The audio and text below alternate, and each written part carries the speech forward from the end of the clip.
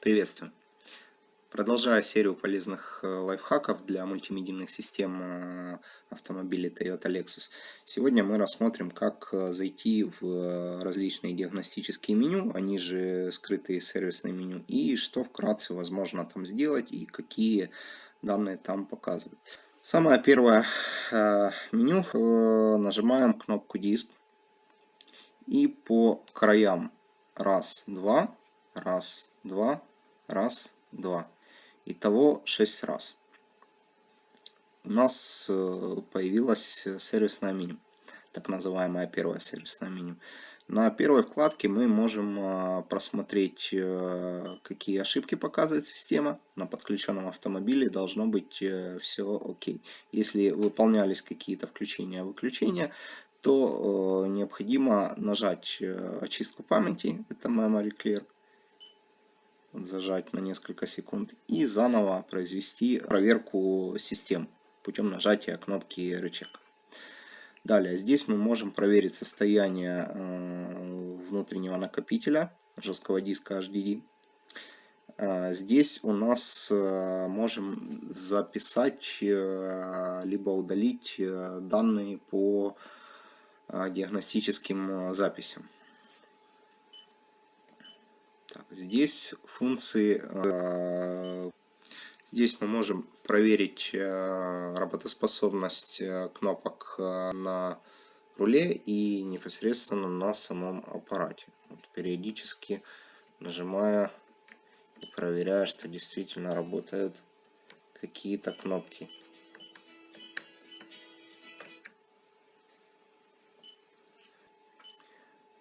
Проверка тача.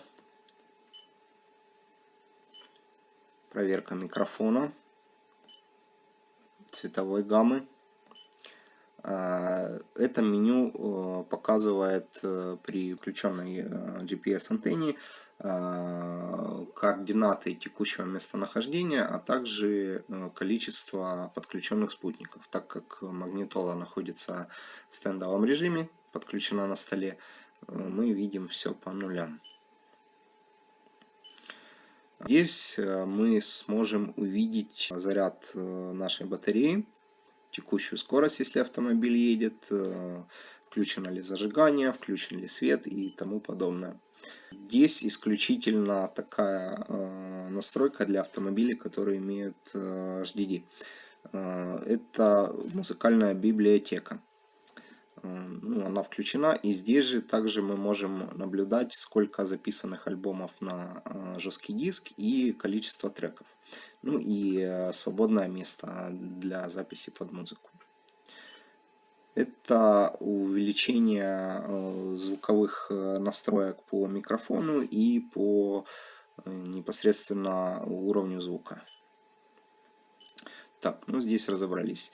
Эта кнопка нужна для обновления программного обеспечения путем либо вставки диска, либо подключения в сервисный разъем. В этой магнитоле он находится вот здесь вот.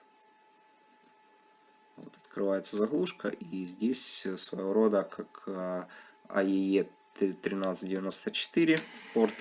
Но для него необходимо специальное устройство, которое есть даже далеко не у всех дилеров. Так, поехали дальше. Для выхода из этого сервисного меню необходимо зажать кнопку Disp, либо включить-выключить зажигание.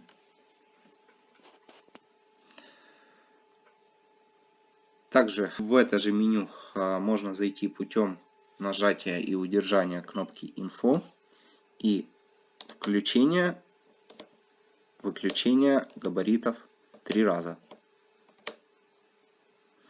Мы видим, попадаем в точно такое же меню. И еще в одно скрытое меню можно попасть следующей комбинацией. Нажимаем и удерживаем кнопку Disp и включаем, выключаем габариты 3 раза. Так, здесь мы можем наблюдать также информацию о ошибках, о неподключенных датчиках, блоках и тому подобное. В данный момент ругается на то, что не подключен GPS. Так как магнитола, я уже говорил ранее, находится в стендовом режиме, она будет на это ругаться. Ну, также можем удалить и инициализировать.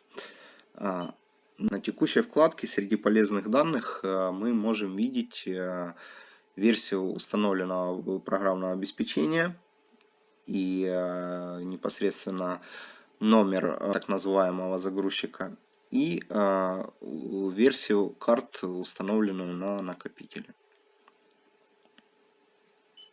Здесь мы сможем настроить при подключении камеру, насколько я помню, выполнить калибровку и тому подобное. Также с этого меню мы можем выйти кнопкой удержанием кнопкой Disp, либо же включением-выключением зажигания. Не совсем короткий получился ролик, ну как есть. На этом сегодня все. Спасибо за внимание. Пока.